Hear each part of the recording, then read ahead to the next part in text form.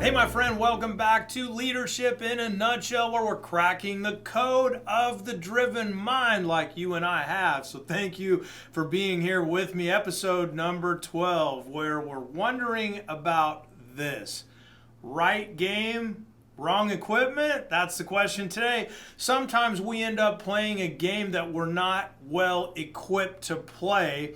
And yet, if we continue to play with that equipment, if we continue to play with the same rules that we think that exist for the game that we're playing, we're going to continue to not get the results that we desire. So today's about really diving into that in our overall lives, in our leadership ability, where else this shows up. Remember, the way you do anything is the way that you do everything, and nothing is different here. So, how about this? We go back and you think about, how many of us wanted to be some sort of a professional something when we grew up? Some of you wanted to be in art, some wanted to be musicians, some wanted to be athletes, some wanted to be all kinds of different things. Generally, if it's an actor, it's because you've seen somebody on a movie.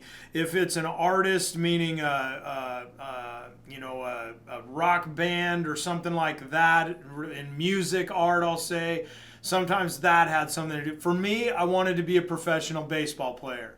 For whatever reason, I had a little bit of skill as a player, and as I say that out loud, let's not tell ourselves story. My father was a really, really good catcher. He played fast pitch softball back in the 70s, late 60s, 70s, when he was stationed in in San Diego at Camp Pendleton as a Marine. He got really, really good and became, got on a state traveling. They traveled all over state of California. So as I came up, my dad taught me skills of how to be a good catcher, and I became a good catcher in baseball. And therefore, generally, do we like the things that we end up being pretty good at? Absolutely. We do. So I wanted to be a professional baseball player. Now, as a conscious human being at this stage in my life, you know what's amazing? I'm super grateful that I didn't, quote, make it as a professional baseball player. I don't want to be on the road 7-8 months a year, traveling away from my family, making a measly few $1,000,000 a year, right? And you go, what? Stop it, Kenny. All of us want to make millions a year. What I know is that there's a quality of life that is desired at different levels. There's a thermometer, if you will. There's a thermostat, if you will.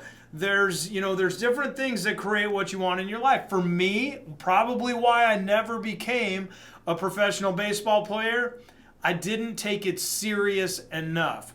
Remember, I didn't take it serious enough in order to elevate my game to get to what I said as a child that I wanted. Now, this podcast exists, our time together exists to talk real to you, to get some things on the table and go, it's okay. Guess what? It's okay I told myself that in high school. It's okay that I did that. I lettered all 4 years of my high school career, and I was one of the 3 freshmen to make the varsity team, and I got a letter that year because I played enough. That's all great. What I learned was how to perform at certain levels. What I didn't learn was how to perform at the highest level. Now, I want you to think about that for your own life. The highest level in your business career. What does that mean? Perhaps you're playing the right game, but you don't have the right equipment. And think about that in business for a moment. What if I have a manufacturing company, but I'm playing the games of a service business?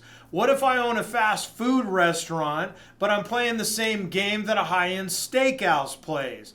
There's going to be different everything from price point to food cost to team member count to hours to location to marketing. Do you follow me a little bit here? You could say you're playing the same game. I'm in the restaurant game. However, the rules are very different, so maybe you're playing the right game, but you've got the wrong equipment, meaning I don't have what I need in order to win in that capacity. So I just want you to really take a moment and step back here and go, oh, hang on. Now, remember, I don't know what it's been, 6, 8 weeks, the way time goes, who knows? Maybe it's been a few months ago.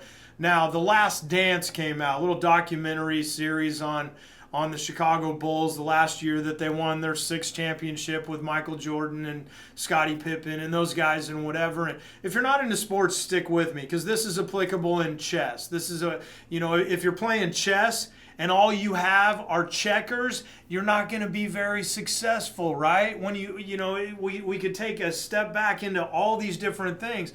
But I do want to hang on this Last Dance thing just for a moment, because when you look at that, you realize that Michael Jordan was wired as a winner. I don't say Michael Jordan was wired as a happy individual. I don't say that he was wired in order to find fulfillment. I say he was wired as a winner in the game of basketball. Now, I would also say he was wired to win in a lot of different capacities. Why did he like to gamble? Why did he become pretty darn good at baseball when he retired from basketball for that 18 months, whatever it was, right?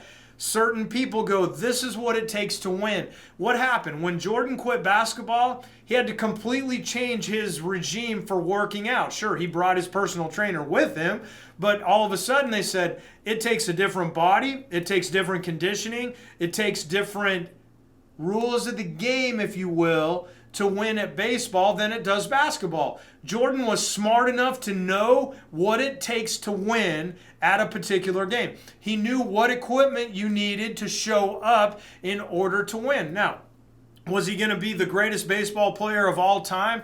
Nobody knows. When we probably go, well, I don't know. However, he didn't make his high school basketball team either. He wasn't highly regarded his freshman year of college. So different things kind of take place as we look at how maybe he could have really caught on and figured things out. What they did say is if there wasn't a strike that year, that he probably would have ended up in the major leagues. Think about that. Greatest basketball player in history at that time. And then all of a sudden now he can become a pro baseball player. Why are you talking about sports, Kenny? I'm not talking about sports. I'm talking about how you're wired to perform.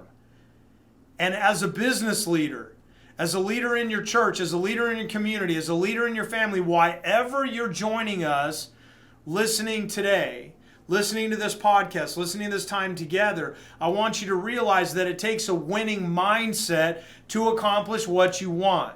So I like to use the word, the angle of game. One of my favorite books called The Great Game of Business, written by Jack Stack many, many years ago, talking about a manufacturing company where he gets team members involved in playing games for a year or for a 3-year strategic plan, and then he breaks that down into mini games. People like to play games. If you don't believe me, look at network TV right now at the time that we're recording these. There's all kinds of games and competition. People love that. So what if you had a little game in your business where you decide, what's the game that I'm playing now? Let's make sure I've got the right equipment. What are the rules that I need to know about? Because every game, what we do know, whether it's chess, whether it's a board game, whether it's one of the sports, there are certain measurements. There's a scoreboard. There's statistics. I wanted to be a pro baseball player. Guess what? I would have had a baseball card, and on the back of that card would have had my batting average and my on-base percentage and my slugging percentage and all these different things like that. On base. All those things. Where does that show up in your life? And that can show up in your relationships. That can show up how well you are at taking free time. That can show up how often you take your kids to school. That can show up how often you actually turn your phone off and have a technology-free evening with your family. There's all kinds of different measurements here. This is not just about business. This is about leadership, my friend. And when we look at that and you go, you're right, Kenny, there are some different measurements. There are some different ways where we keep score, where we kind of look at, where do I want to do that? So here's what I would ask you to think about for a moment. I said earlier, I didn't become a Major League Baseball player because I didn't take it seriously. Could I have developed the skill? Jim Abbott was a one-handed pitcher. There's a chance that you can develop a skill. Michael Jordan, everybody says using his God-gifted talent. What about his God-given drive? And I'm not saying, like I said, it's not about him being happy. He had such a winning thing. That's why he got, whatever you want to call it, an addiction, you want to call it a fun, you want to call it a side. I'm not here to debate anything. I think MJ did a lot for a lot of people. However, what I do want you to realize, he's in tears at the end of the documentary. Why? As a behavior expert, as I study the human mind, there's some things that were left on the court. There's some relationships that were left unmended possibly. There's some different things. I'm not here to whatever. It's an entertaining thing. I take what I can from the parts of Michael Jordan that I go, wow, that is a winning mindset. That doesn't mean Kenny Chapman has to show up and scream and yell at his teammates. That just means that I get to realize if you're going to play at the highest level, your highest level, you've got to take it seriously. So the main thing that I would leave you with here as we wrap up today, it's like, where in your game are you not taking it seriously? When I say maybe I'm playing the right game, but I don't have the right equipment. Maybe it's the right game, wrong equipment. Maybe my equipment needs to change with my mindset of how serious I'm taking this game that I'm playing. I want to improve my health. How serious am I taking my health? If I want to improve my finances, how serious am I taking my finances? If I want to improve my recruiting program, same thing. Marketing reach, same thing. Everything we do has to do with measurement and getting statistics. One of the statistics that I get in my podcast here are how many downloads I get, how many subscribers I have. If you enjoy our time together, do me a favor, hit that subscribe button. Would be honored if you would leave me a rating and a review as well. Please do me a favor, help me out there. Why? Because Apple's checking my statistics. YouTube's watching how many views I get, right? I'd say that jokingly. No, really, do go ahead and please subscribe. But in all seriousness, take this seriously. You're playing the game of life. You don't know how long you've got. Why not play full out? You're playing the right game. Let's use the right equipment. This has been episode number 12, Leadership in a Nutshell, Cracking the Code of the Driven Mind. I'm Kenny Chapman, your host. Can't wait to see you next time.